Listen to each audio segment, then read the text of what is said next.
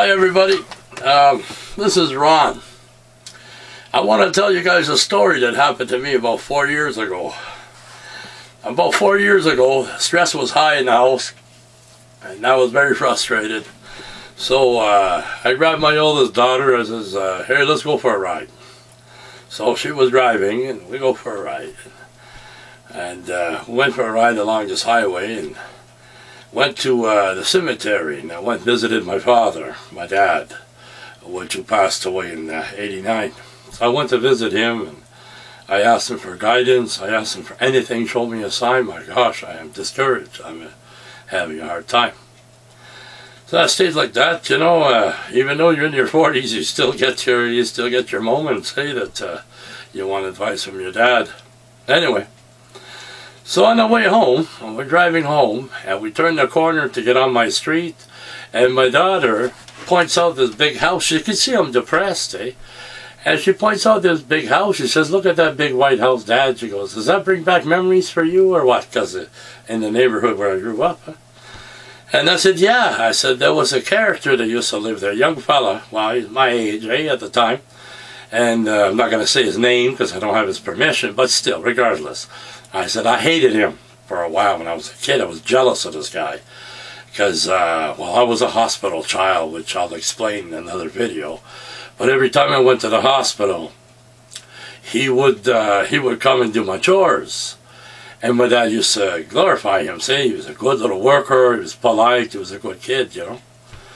So I used to get jealous of him because he used to do some of my little projects and whatnot, eh? So I told my daughter that, and I was still bitching about it a little bit, and all of a sudden, I said, "Get in the house." We've been in the house not even 5 minutes. I swear to God to you, not even 5 minutes. There's a knock at the door. That guy that I talked about, I hadn't seen him in 30 plus years, is knocking at my door. I said, "Holy moly." He said, "Do you remember me?" I said, "Yeah, I do." He came in, sat down. Yeah, I says, "What brings you here?" He says, "I don't know." He says, "I work up in the mines, like, well, we're in a mining community here." He says, "I work up in the mines. I came back from the bush. The airport's not far from the cemetery. So I was driving down the road, which is about where the cemetery is, and something told me to come here." I said, "Really?" He says, "Yeah. Yeah, something told me that." "Oh, really?" He says, how's your mom?" I said, "My mom's still the same, you know." He says, "How's your dad?" I said, "Well, holy Jesus, my dad passed away in '89. This is 4 years ago, huh? '07. I says, he passed away in '89. He says, "Oh, really?" His face completely changed in front of me. I'm telling you, his face changed. He says, "You know," he says, "your dad there, he was very proud of you. He loved you a lot," he says, "and it was obvious. He stood up for you." He says, "Even when you were the little badass kid," he said, "your dad always stood up for you, and he may have been hard on you, but he loved you a lot." And I said, "Holy moly." He says, "When you used to go to the hospital and that, your dad talked about you all the time." Well, that really got me a pretty shit kick in the behind. And then he says to me, he says, "You know," he says, "when I was a kid," he says, "my mom had this boyfriend that used to beat her up and used to beat me up too. So your dad used to take me out of that house, come and do your chores." He said, "Really, there wasn't much to do, but he kept me busy. He kept me away from that crazy man that was going out with my mom."